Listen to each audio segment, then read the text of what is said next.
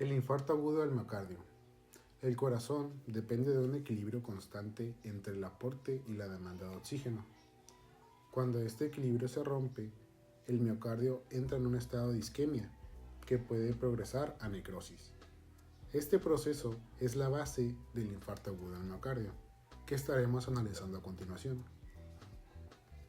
El infarto agudo de miocardio se define como la necrosis del músculo cardíaco secundaria a una isquemia prolongada. Desde el punto de vista patológico, esto implica la muerte irreversible de los miocardiocitos, como consecuencia de una disminución crítica o la interrupción del flujo sanguíneo coronario. Este proceso no es inmediato, sino que ocurre tras un periodo de isquemia sostenida, generalmente mayor a 20 o 30 minutos, lo que marca el punto de transición entre el daño reversible y la necrosis irreversible.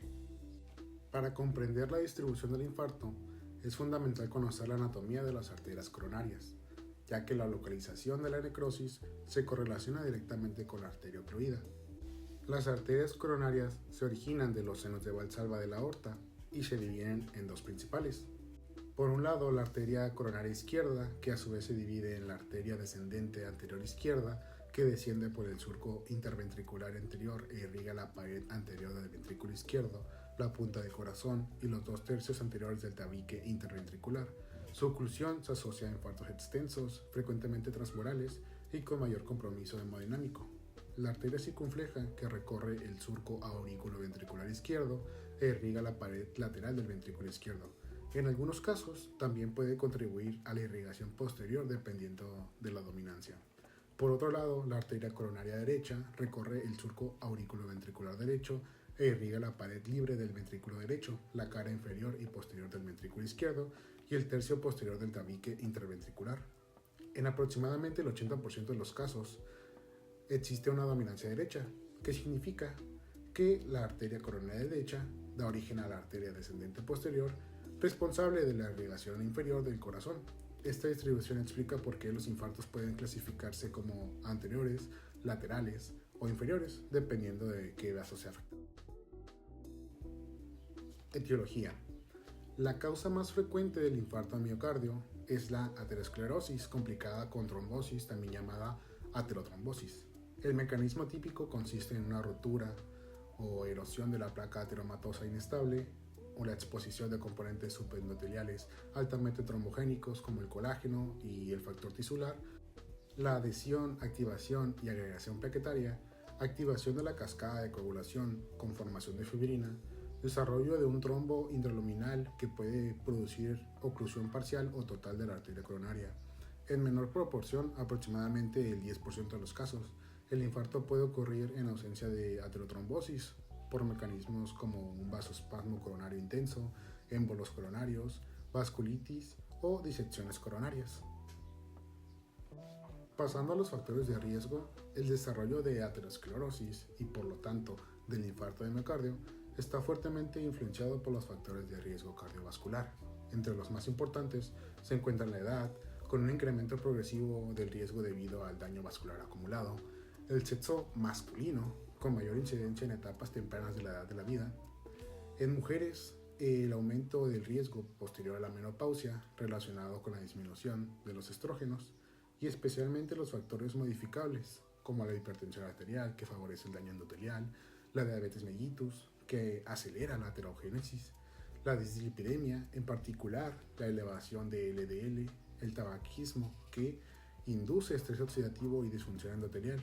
El riesgo no es aislado, sino que aumenta de manera sinérgica con la acumulación de todos estos factores. Fisiopatología. La fisiopatología del infarto al miocardio es un proceso dinámico que inicia con la disfunción endotelial crónica. Factores como ya les había comentado, la hipertensión, hiperglucemia, tabaquismo, el LDL elevado, provocan una disminución en la producción de óxido nítrico. Esta es una molécula clave para la hemostasis vascular. La pérdida de este mismo óxido nítrico favorece a la vasoconstricción, adhesión leucocitaria y la entrada a lipoproteínas a la íntima. El LDL oxidado es fagocitado por los macrófagos, formando así células espumosas que constituyen la estría grasa, que es la primera lesión aterosclerótica.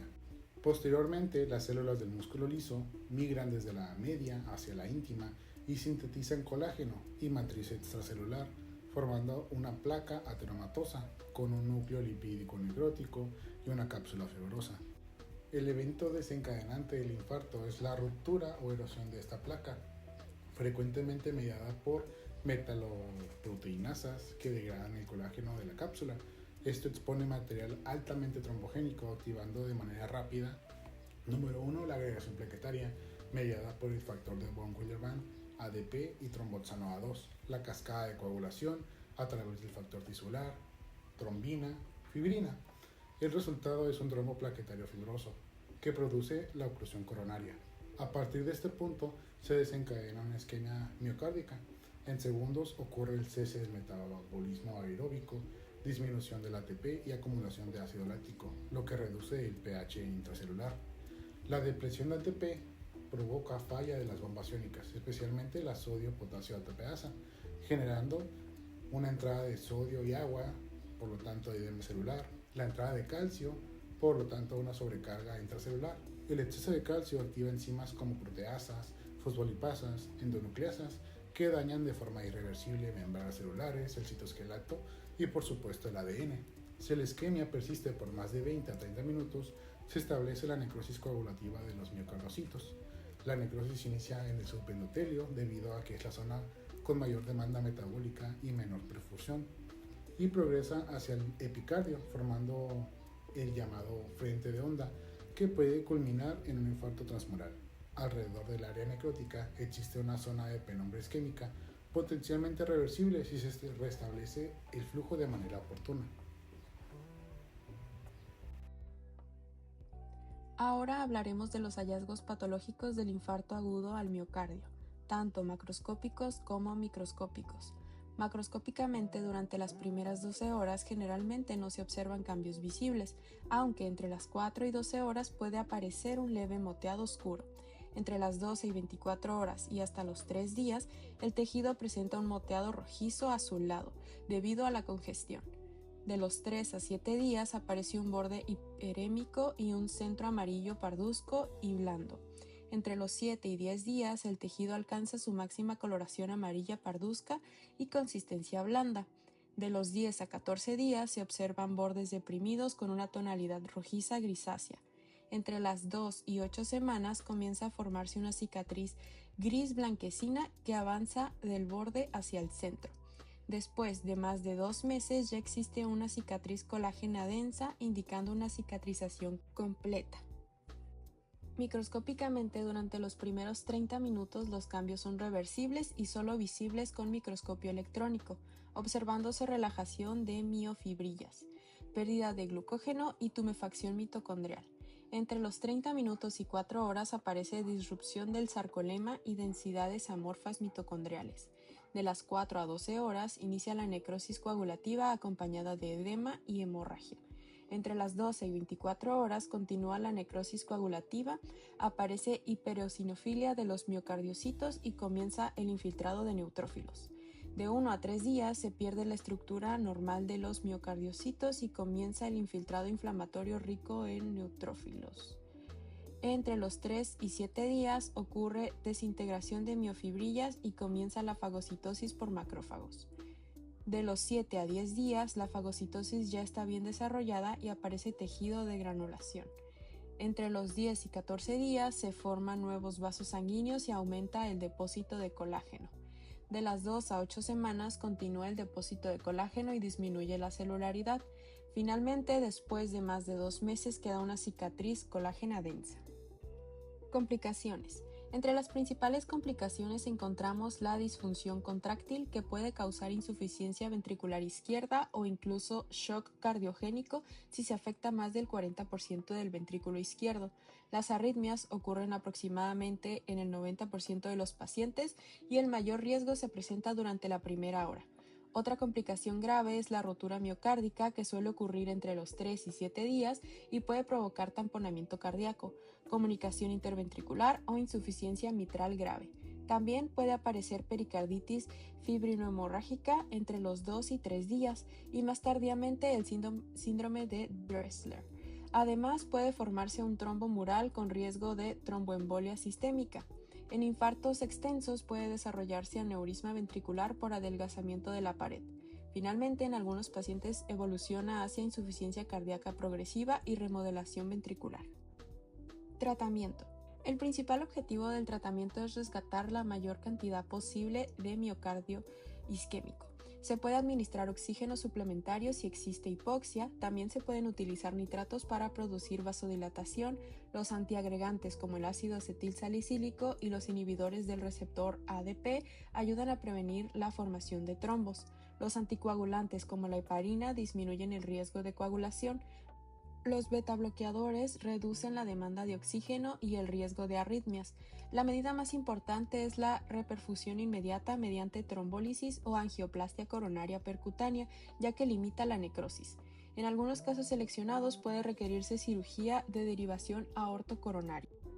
Prevención. En cuanto a la prevención, esta se divide en prevención primaria y secundaria. La prevención primaria busca evitar que una persona presente su primer infarto. En algunos ejemplos son dejar de fumar, controlar la presión arterial, mantener niveles adecuados de colesterol y glucosa, realizar actividad física regularmente y llevar una alimentación saludable. También es importante mantener un peso adecuado, reducir el estrés y acudir a chequeos médicos periódicos. Por otro lado, la prevención secundaria se enfoca en pacientes que ya sufrieron un infarto, con el objetivo de evitar nuevos eventos cardíacos. Dentro de las medidas de prevención secundaria se incluye el uso de medicamentos como ácido acetil salicílico, estatinas y beta bloqueadores. Además, se recomienda rehabilitación cardíaca, control estricto de la presión, glucosa y colesterol, abandono total del tabaquismo y seguimiento continuo con el cardiólogo. En algunos pacientes también pueden requerirse procedimientos como colocación de stents o cirugía de bypass. Continuando, vamos a tener las manifestaciones clínicas, los cuales van a ser un dolor torácico prolongado mayor a 30 minutos, con una sensación de ser aplastado, punzante o presión.